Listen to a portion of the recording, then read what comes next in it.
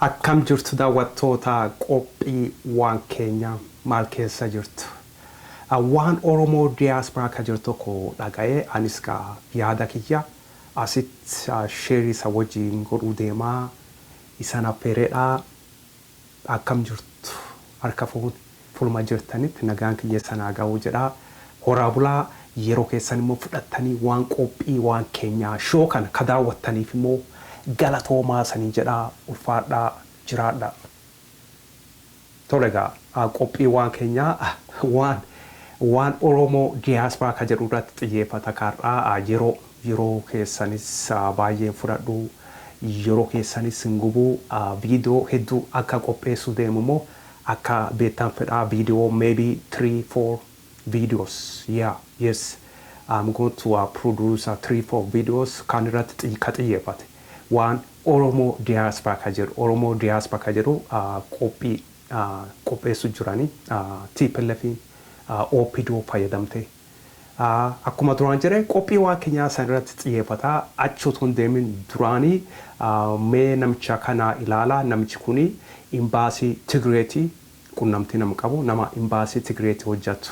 Eessa European Union EU keessa jechuudha. Achi gara United Kingdom Europe keessa eeyye.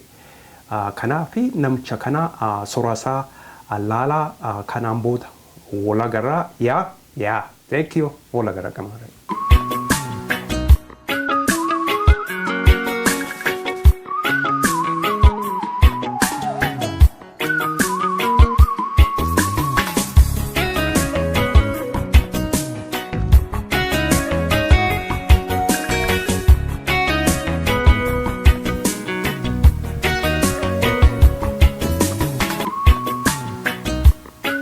Alrighty tolega deebine kun wala garre namichi suni akkuma duraan jedhe imbaasii Tigray TPLF imbaasii wajjin EU European Union keessa hojjeta. Nama waan kanas keessa jiru waan Oromoo diaspora kana qophii kan keessa nama kana qopheessu jirudha. Oromoo diaspora kaarratti qophaa'u deemu Oromiyaa keessa is either wakaan Shaggar keessa wakaan Adama keessa lamoota kana keessatti tokkotti ta'uu deema.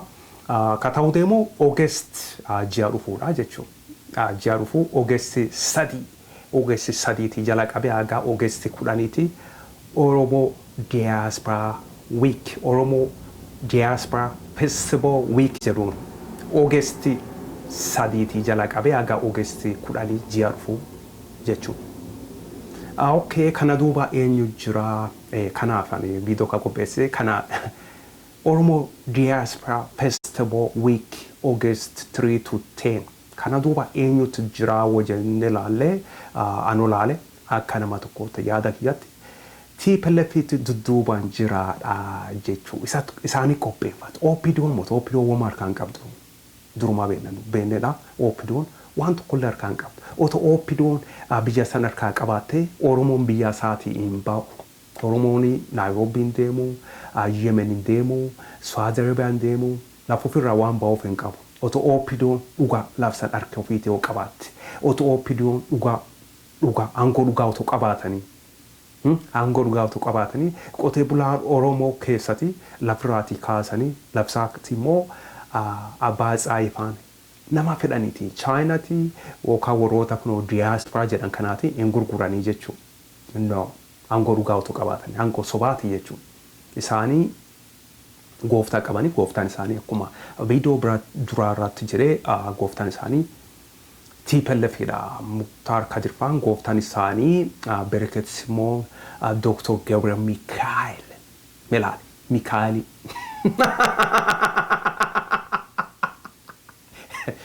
Gorgis illee dhufuu jirti jechuudha. Karaarra jirti. Mikaeliin dhufeera. Gorgisiin dhufuu jirti. Warrooti biraatis dhufuu jiran jechuudha.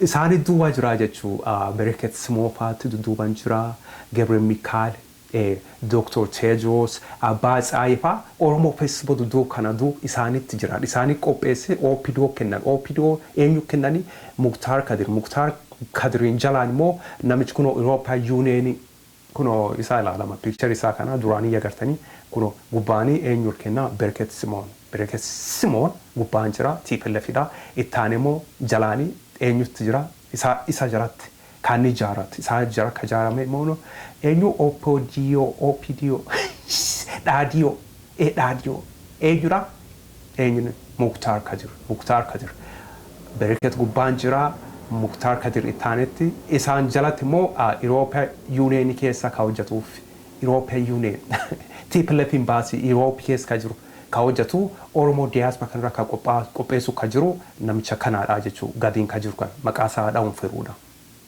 No, it's not a good idea.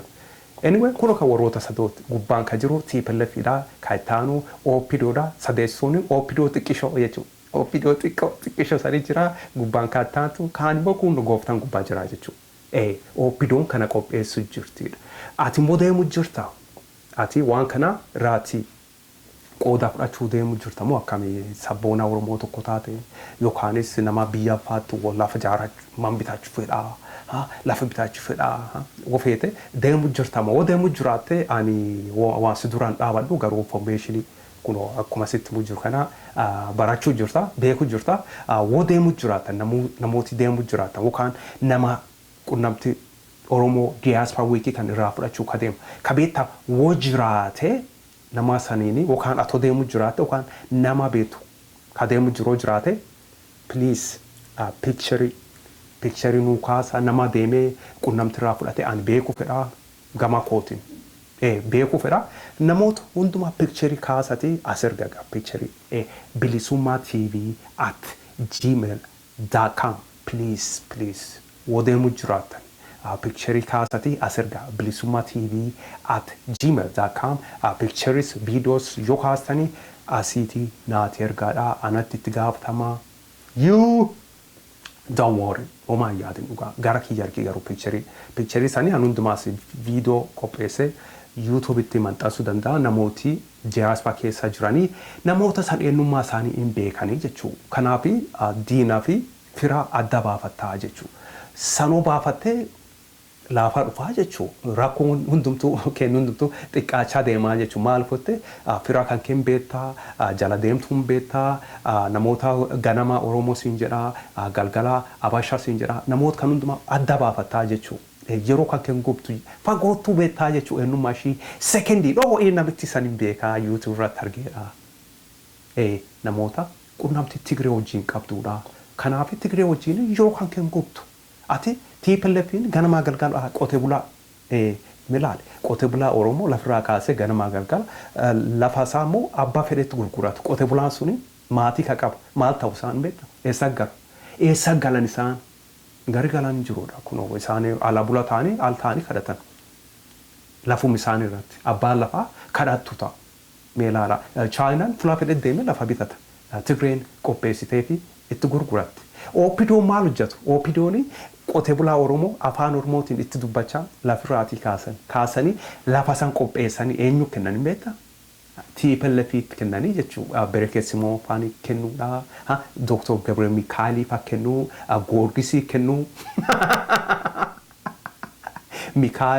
Gabriel Mikael Goorgisii Abbaa Tsaayee Dr. Tedros isaanii kennan lafa san fuudhanii OPDOon Oromoo lafirraa kaasee Oromoo milaal lammi ofirraa lafisaatii kaasee kun beeka ta'u jiru Oromiyaa keessa meqelee moti lakki achiitii moti ka ta'u jiru Oromiyaa keessatti naannoo Shaggarii Buraayyuu irratti qotee bulaa Oromoo kaasanittiin lafa sanii Tigree kennu OPDOon fuutee kaastee Oromoo kaastee eenyu kennanii TPLFitti kennan TPLFin lafa sanii immoo fuudhee namoota akka diaspora jiran akka keetii gurgurataa jechuudha. Wokaan immoo Chaayinatii kennaa namoota ittiin firoomuun milaal ittiin firoomu nama hojiitiin abbaa fedhanii kennaniif isaan Tigreen lafa isaan lafa Oromoo fuudhee Tigreen nama fedhetti gurgurata abbaa fedhetti.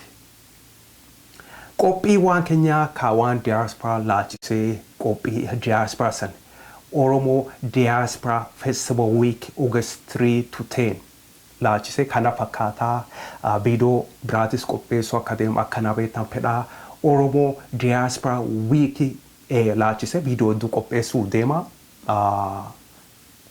yeroo biraa agola garuutti galatoomaa saniin jedha Oppidoon angoo waan tokko harkaan qabdudha Oppidoon Tigray jalatti jaaramte kaasaan jaare Tigreedha kana beekaa kan akka beektan feesisaa kana deebinee wantoonni namooti gareesii morkuudha beektan kanaaf uumaa mootii hin barsiifanna tokko tokkoon takka YouTube irratti hin barsiifanna isa wajjin ka ture an wayyeessadha yeroo keessa waan naa kennitanii fi galatoomaa san jedha galatoomaa nagaatti